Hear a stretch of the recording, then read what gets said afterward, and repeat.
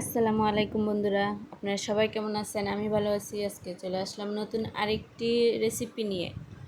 আজকে পায়েস রান্না করব। দেখো পায়েস আমি দেখো কতটা ঘন হয়েছে, অনেকটা মজা হয়েছে পায়েসটা। সেই পায়েস রান্না আজকে তোমাদের সাথে শেয়ার করব। আর অবশ্যই ভিডিওটা না টেনে ফুল ভিডিওটা দেখে যাবে। চলো রান্না শুরু করি। যে এখানে আমি অল্প পরিমাণে চাল নিয়ে নিলাম, 1 মুঠ আর অল্প দুগা নিয়েছি। এই যে দেখো এখন আমি জাল করা দুধ নিয়ে নিলাম। জানি না কেন কাছে নিলেই গোলা হয়ে যাইতেছে, কিন্তু দূরের থেকে কালো ক্লিয়ার আসতেছে। এই যে দেখো ধুয়ে পরিষ্কার করে রাখা সে চাল দিয়ে দিলাম, দিয়ে আমি চুলা ধরাই দিব। আপনারা চাইলে কাঁচা দুধেই দিতে পারেন। আমার দুধটা আমি একটু লেট হয়েছে রান্না করতে, সেজন্য জাল করে রাখছিলাম। আমি সন্ধ্যার সময় রান্না করছি। এই দেখো চাল দিয়ে দিলাম।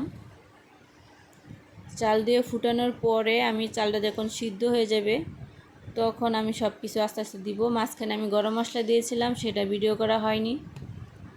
এই দেখো আমার চালটা ভালো করে ফুটে গেছে। এখন আস্তে আস্তে আমি সব দিয়ে দিব। এই লবণ দিয়ে দিলাম এর পর্যায়ে।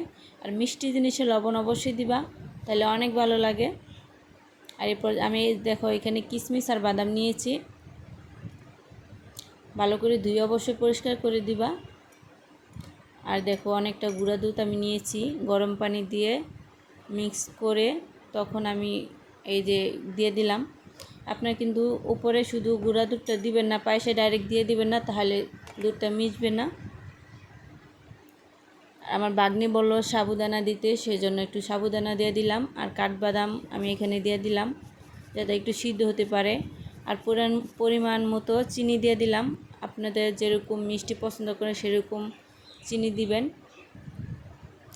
গুঁড়া দুধ দিয়ে পায়েস রান্না করলে সত্যি অনেক ভালো লাগে। আপনারা এভাবে একবার ট্রাই করে দেখবেন। যে দেখেন কতটা ঘন হয়েছে, অনেকটা ঘন হয়েছে। আর পায়েসটা অনেক ভালো লাগছিল, কারণ আমি 2বার গুঁড়া দুধ দিছি, অনেক গুঁড়া দুধ দিছি। আর আমি দুধ নিয়েছিলাম, লিকুইড দুধ নিয়েছিলাম 1 কেজি পরিমাণের, 1.5 মুঠ চাল। দেখো অনেকটা ঘন হয়েছিল কিন্তু। আর ভিডিওগুলি যদি ভালো লাগে তাহলে প্লিজ সাবস্ক্রাইব করবেন, লাইক করবেন, কমেন্টস করবেন, শেয়ার করে দিবেন। সাবস্ক্রাইব করে আমার পাশেই থাকবেন। দেখেন রান্না করা কমপ্লিট হয়নি, একটা সুসা চলে আসছে। সে নাকি এখনই খাবে, তার এখনই খেতে হবে। তো বললাম যে নাও তুমি, সে নিতেছে।